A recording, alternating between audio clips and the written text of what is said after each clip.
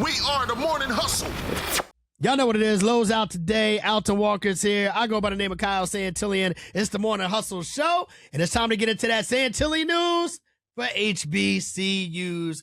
Hey, man, do me a favor, man. Hit my music for me, man. The Red Sea of Sound out of Winston-Salem State University. Ah, sounds so sweet. Crazy. Thank you, sir. Thank you for that right there. Playing Payne College. All right, let's get into it, man. Coming up, the CIAA basketball tournament is almost here in Baltimore, February 24th, through the 28th.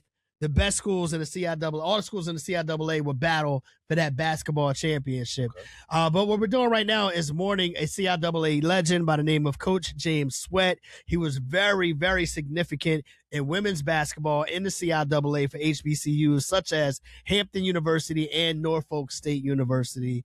And unfortunately, he has passed, but we definitely want to pay our respects to that HBCU and CIAA coach right there. Once again, Coach James Sweat. Love and respect to his family and friends, okay? Now, let's take it from Hampton and Norfolk State. Let's take it down to Atlanta, where we got some things going on at Morris Brown College. Oh, yeah. All right? The infamous Morris Brown, the legendary Morris Brown College. Yeah. Now, unfortunately, about 20 years ago, they lost their accreditation. And everybody knows when it comes to school, accreditation is important because that's how they judge whether or not you really have the curriculum that people are benefiting from. And it's also important because without accreditation, a lot of times you can't get funds, right?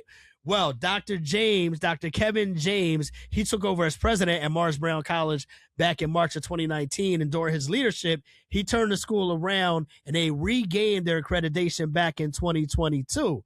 But just a week ago, the board came out announcing that Dr. James had been fired. You know what I mean? And Dr. James came out and said the board fired him without specific cause or a real substantive explanation, right? Well, a week later, he walked back up in that thing like George Jefferson.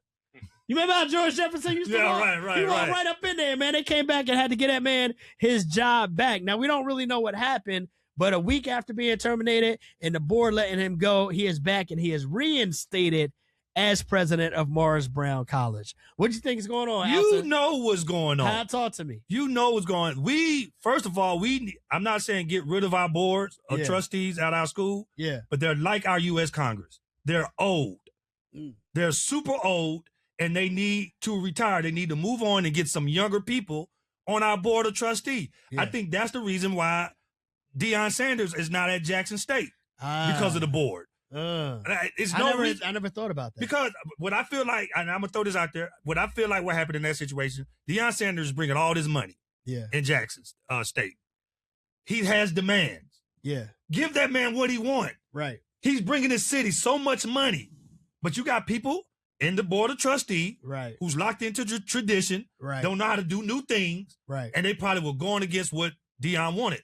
You ain't gonna give me what I want, then I leave. This young man right here, Kevin James, I think he's like 46 years old. Amazing. Great energy for the college. Turned it around. Got that accreditation probably doing some back. new things. That's a big deal. That they don't understand. They probably like, why is he posted on the face Instagram? Yeah, with the FaceTime. What is the face? What's a face space?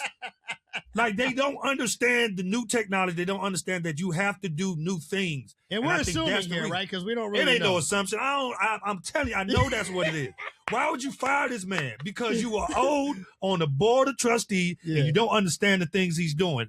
And you get rid of him because you don't get it. You don't understand it. So that brings me to a point, because my question would be then, how do younger people become a part of the board of trustees? They got to die. What? What? You can't be nothing if you die. I mean, no, I'm talking about the board. The people on the board got to die. I'm sorry, y'all don't want to talk about it. I mean, as HBCU, we don't want to talk, but they are old. Go look at your board of trustees right now. I'm going to look it up. And watch and see how old they are. I'm going to look it up. They're super old. All right, well, I will say this.